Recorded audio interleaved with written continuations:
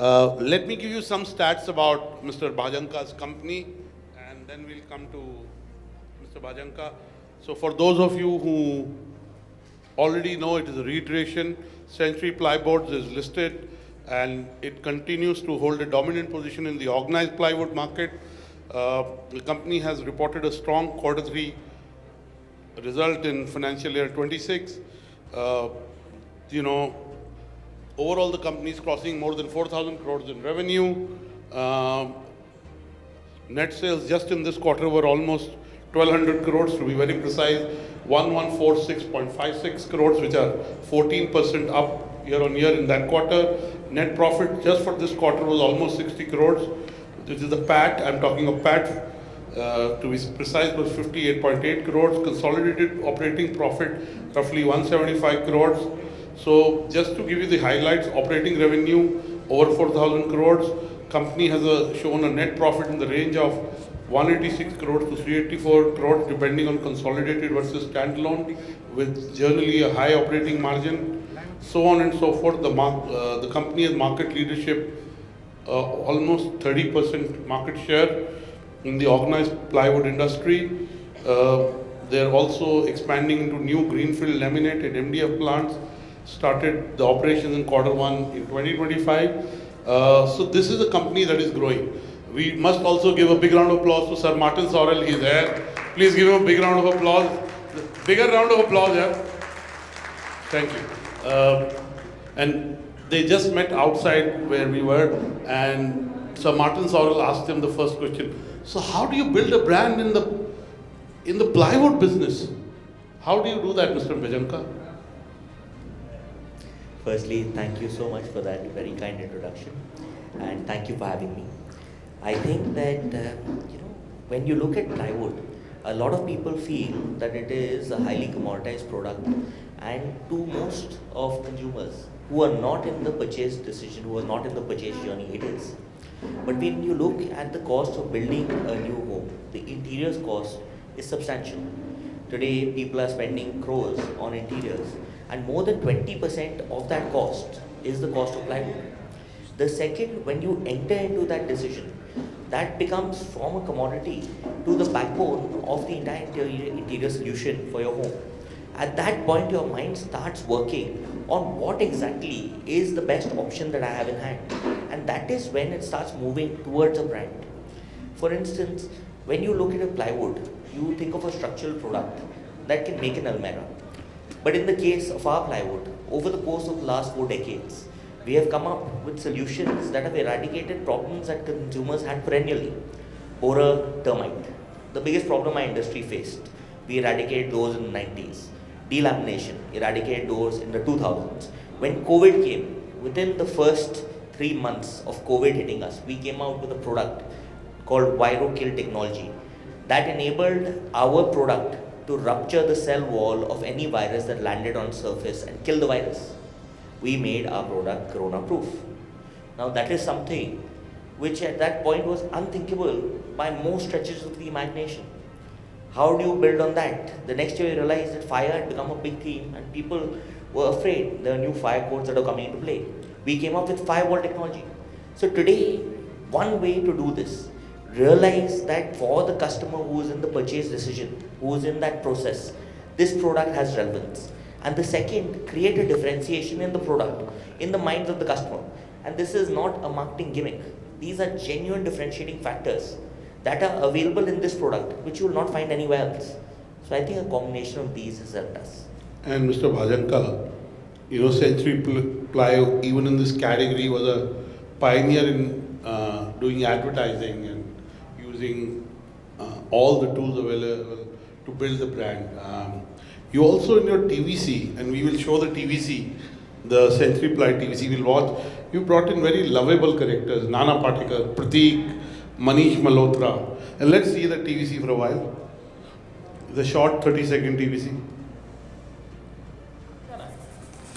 तो CenturyPly club prime पे लगा, डूबेगा नहीं, चलेगा भी नहीं, कोई खा नहीं जाए, धोखा नहीं दे, ऊपर नीचे भी नहीं होगा, सेफ रहेगा, सिक्योर्ड, मिनिमम 30 साल का रिटर्न देगा।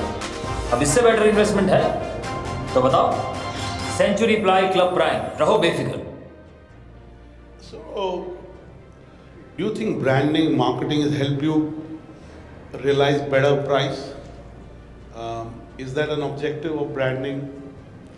I think for us, more than price, what branding has enabled us to do is rescale. You see, having a good product is all well and good, but if no one knows your product is good, you are never going to achieve the scale that you want. From this advertisement actually was a very interesting case study because we worked at it for quite some time. We fell in love with the character in one of the shows. There was a show called Scam 92. And post that, we said, how do we bring some of this to ensure that the customer has a relatable feel? Once we did that, we said, how do we blast it? At that point, we went to every single media that we could think of, whether it is IPL, whether it is TV, news, whether it is digital, and so on and so forth. And what happened was that now this character is linked as much to CenturyPly. Yeah, people say Pratik is your brand ambassador. He just was a character in the film, in the TVC. So, but they identify Pratik so much with this. And the growth has followed. So like you were saying, price I think is a function of a lot of things. As long as you give the customer value for money, you will get price. But if you want to grow to scale, there is no way that you can do it without creating a brand. Brand building, in my opinion, is the only way to scale up any product category in India. And so thankfully, we have been somewhat successful in this. And since you're a client and Sir Martin Sorrell is sitting here and we'll talk about what's happening to media agencies and the agency ecosystem. But, today a lot of established players like yours are also using boutique agencies, new agency. But, you work with VML, right? You work with Wunderlip and Thompson, right? You work with a WPP company. Have you tried to experiment with younger agencies which are bringing something unique to the table? Definitely. I think for different categories, it's horses for courses. Today, when it comes to the mother company, with the mother brand, CenturyPly, the Plywood brand, at that point we have WT and they've been working with us for years. Now I think, it's sort of like they're part of the in-house team because they understand us, they understand our thoughts, they understand our philosophy, and they're able to churn out a number of successful ads time after time and give us good guidance on the strategy as well. But for smaller categories, for instance, our laminate category, we have an agency called SOS, which is a Calcutta-based agency. Shovik, who's the founder of the agency, is a creative genius in my opinion. And what he can come up with laminates, I think is very difficult for anybody else to do. So it has to be a mixture. And in our case, some of the boutique agencies have done phenomenally, and of course, the largest stalwarts have done well. Keshav, I know you come from a business family, so on and so forth. You heard, just in the last panel, you heard about the role of AI in brand building and how much should one use, but in your decision making as an entrepreneur, as a business person, what is the daily usage of AI tools for you? So I think, as most of the panel said, there's no getting away from AI. But two things that the previous panel said, I'm sorry I'm forgetting the names. One was that, if you don't start using AI, you'll regret it. I couldn't agree more with the same. The second was that slow adoption of AI isn't the biggest worry. Wrong adoption of AI is a big worry. So I think both of these need to be kept in mind. There are a lot of things where we have used AI very unsuccessfully and we've rolled it back. There are a lot of things where we are continuously using AI. I'll give you a small example. When it comes to our distribution network, there are dealers, there are retailers that we have pan-India. Now earlier, at the end of the month, you'd look back and you'd see that 30-40% of retailers haven't built, and then suddenly the team would be running to them. Now we've developed our own AI engine. It's very simple. The data is fed in, purchase history is fed in, and through that, there's an analytics that comes out saying that these are the most likely 20% of dealers that are unlikely to bill during the course of the next 2 weeks.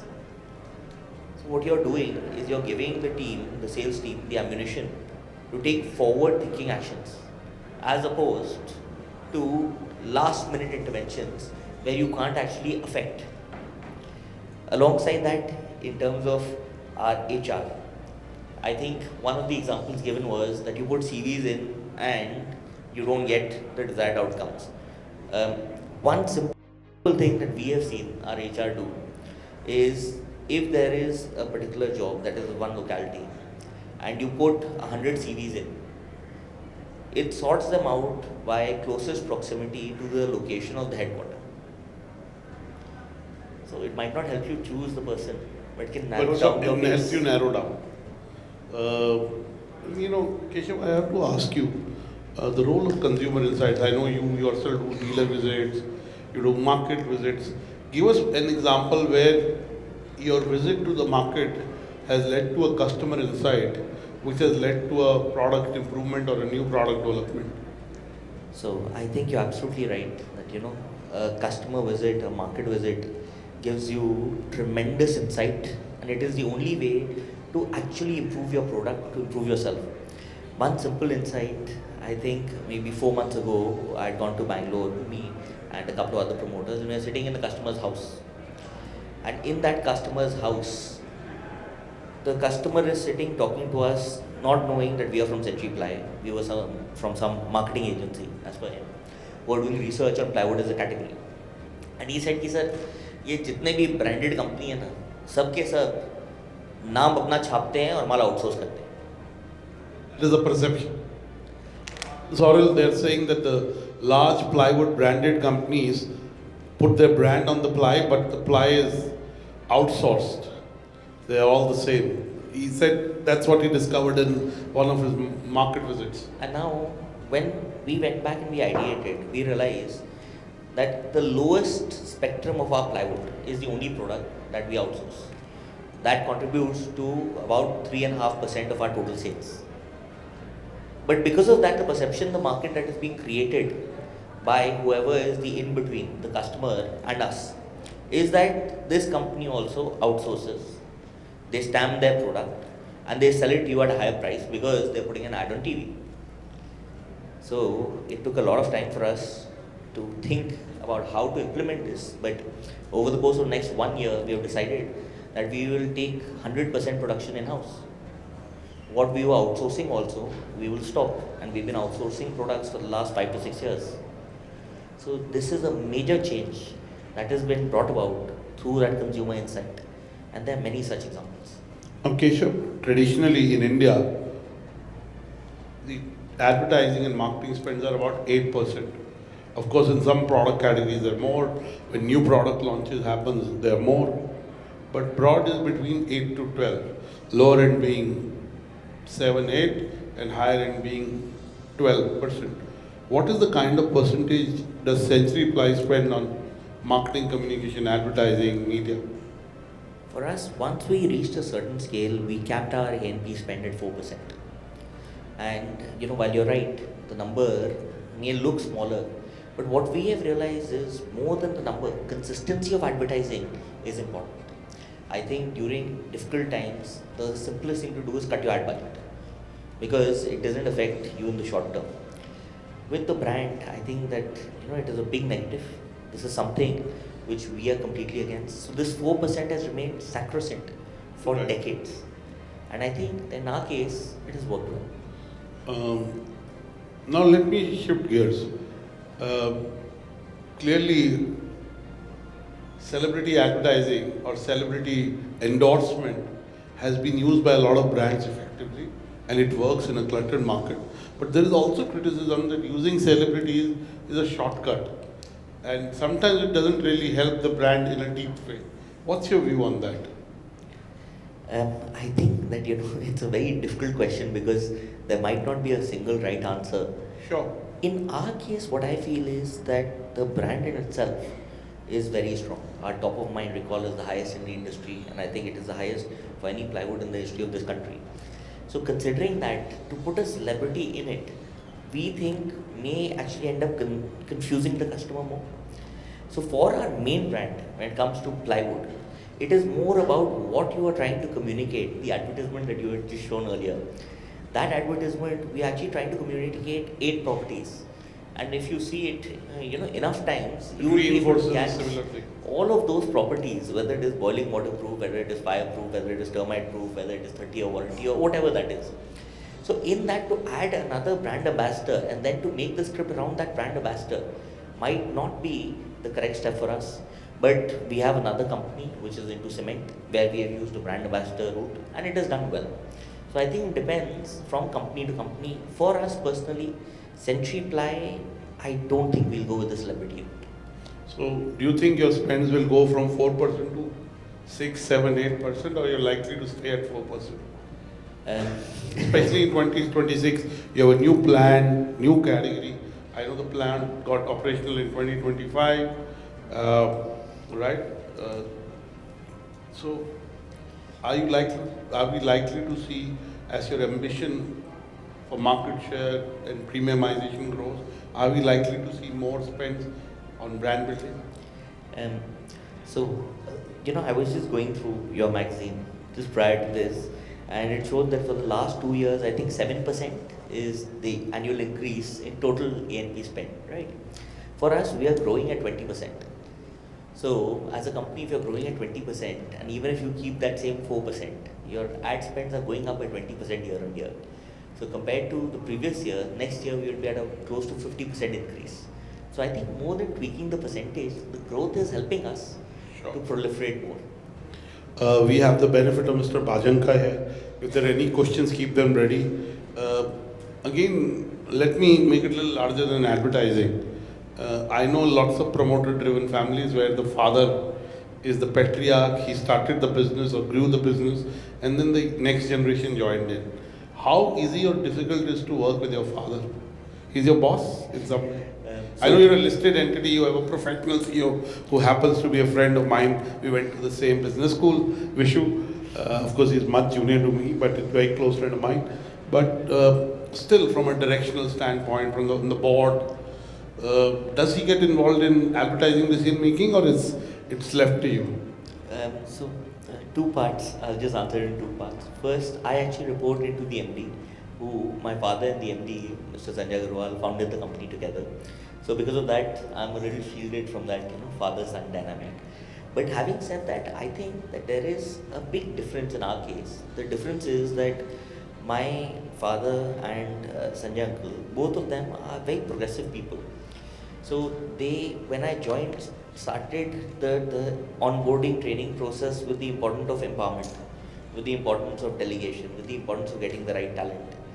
Till date, I think in the company, when the second generation comes in, what we assume is the second generation is going to take a lot of risk.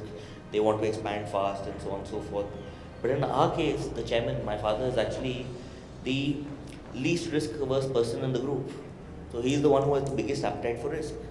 Alongside that, I may use ChatGPT 2-3 times a day, but my father uses ChatGPT about 25 times a day, and he has 8 different AIs on his phone.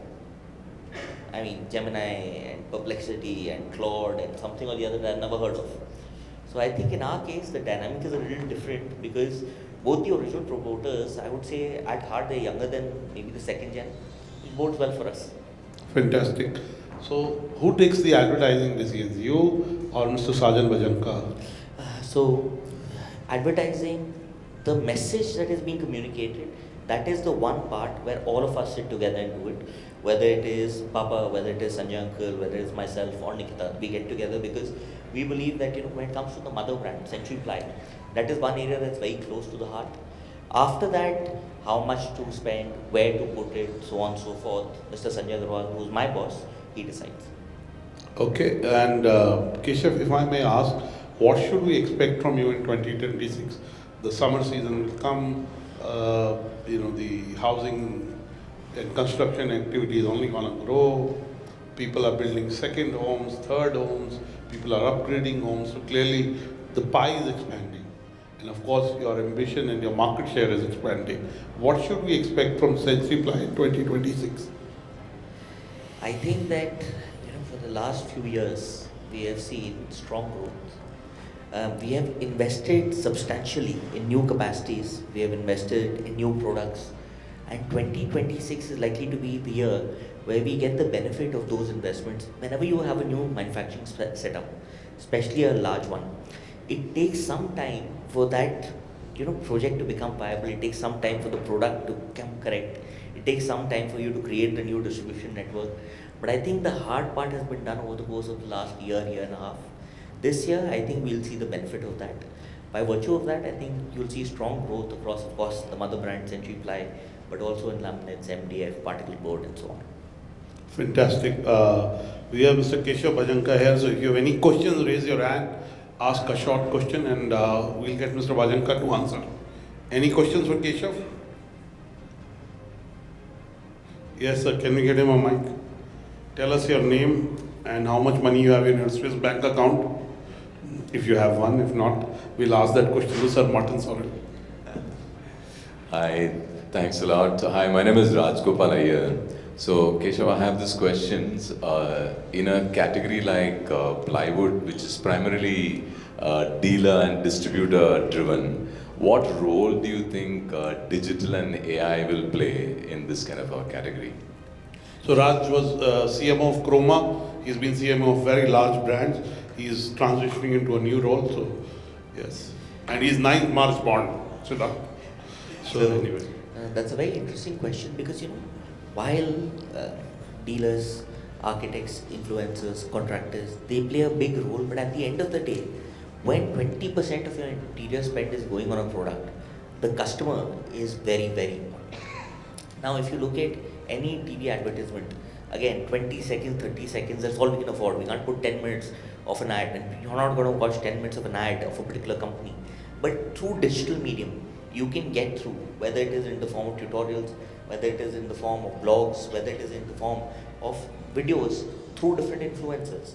You can communicate a much bigger message to customers and perhaps on specific topics. So when you have AdWord searches, when someone is looking for fireproof, when someone is looking for DIY, when someone is looking for so many things, at that point in time, I think that the top recommendation you will get will be CenturyPly, or will be an article related to CenturyPly, or a blog or a video related to CenturyPly. So I think that is one thing which we took up very, very early, maybe 7-8 years ago, and that is helping us greatly today in reaching out to the customer and giving him a full perspective, not just that by my material it's good. Today people are asking why is it good? Digital medium helps us in communicating that in detail. okay, one more question, I hope. Yes, the gentleman here, can we get him a mic quickly? Thank you, Raj, for doing that. Hi, Anurag. Hi, Keshav. So my question here is, I just give you my introduction. I run an influencer marketing agency, right? And we work across brands, categories, and example, we work with Gulf Oil, and in Gulf Oil we work with truck drivers, right? How important is the role of a carpenter, right? Because he's very instrumental, because he's the guy who's actually constructing the pieces together in your ecosystem, and what are you doing to address that? So it's a very, very interesting question, because in categories like ours, there is a dealer.